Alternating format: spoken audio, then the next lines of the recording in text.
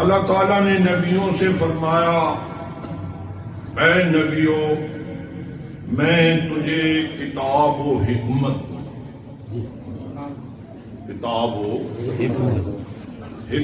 دوں ثم جاءکم رسول پھر میرا محبوب رسول آ جائے.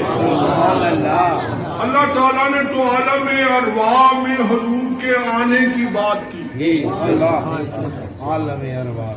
عالم نبیوں کے اجتماع میں اور حضور کی تشریف آوری کا اللہ نے ذکر کیا.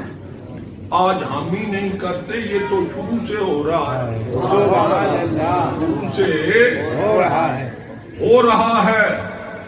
اور اللہ نے جب حضور کی آمد کا ذکر کیا تھا نا جس جلسے میں، اللہ تعالیٰ نے سب نبیوں کو سب محبوبوں کو بلایا. اس لیے دعا پڑھتے ہیں محبوب کی محفل کو او محبوب سجاتے ہیں، آتے ہیں وہی جن کو سرکار بلاتے ہیں. اللہ تعالیٰ نے نبیوں سے فرمایا نبیوں تمہیں کتاب و حکمت دوں تو میرا محبوب رسول آ جائے. میرا محبوب رسول آ جائے. مصدق لما معاکم، جو کچھ میں نے تجھے دیا ہے میرا رسول آ کر ان کی تصدیق کر.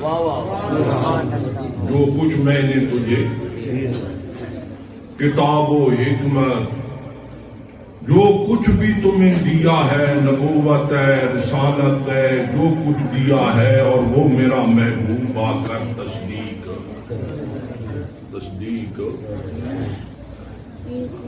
میرے دوستو، اللہ تعالیٰ نے انبیاء کرام علیہ السلام کو نبوت دی، رسالت دی، کتاب دی، حکمت دی، علم دیا. ان کی کتابوں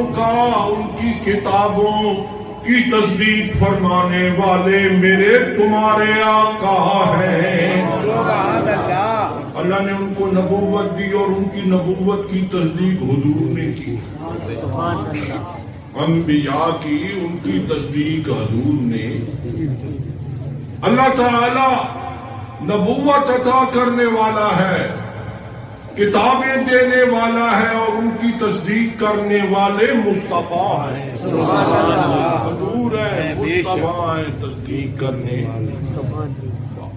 میرے دوستو، میرے بزرگوں، حضور علیہ السلام نے نبی کریم صلی اللہ علیہ وسلم سارے انبیاء کے صحائف، ان کی کتابوں اور ان کی نبوت کی حضور تصدیق کرنے والے. اب سوال یہ ہے کہ حضور کی نبوت اور رسالت کی کس نے تصدیق کی؟ اب حضور کی نبوت اور رسالت کی کس نے؟ میرے دوستو، میرے بزرگوں، سردار الانبیاء کی نبوت و رسالت کی تصدیق سب سے پہلے ابو بکر صدیق نے کی. سب سے پہلے ابو بکر صدیق رضی اللہ تعالی عنہ نے کی. اللہ